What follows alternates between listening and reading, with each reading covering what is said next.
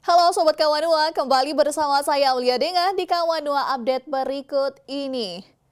Dalam mendukung program Misi Astacita Presiden Republik Indonesia Prabowo Subianto serentak di seluruh Polda se-Indonesia menggelar penanaman jagung. Kapolda Sulawesi Utara Irjen Pol Royke Harilangi mengaku siap mendukung swasembada jagung di tahun 2025.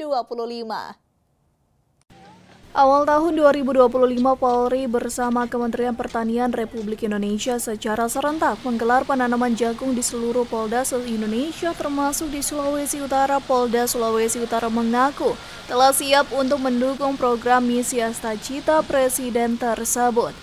Kapolda Sulawesi Utara Irjen Pol Royke Harilangi mengatakan, saat ini telah ada 105,7 hektar lahan yang sudah ditanami jagung untuk mendukung swasembada jagung di tahun 2025 ini. Nah, dalam laporan kami itu kami melaporkan ada beberapa hal. Di antaranya adalah lahan faktual atau lahan yang siap untuk dilakukan penanaman. Nah, tahap pertama kita sudah lakukan pada bulan Desember, yaitu 52,9 hektar. Nah, kick off tadi dalam acara bersama-sama Bapak Kapolri, ini 52,8 hektar.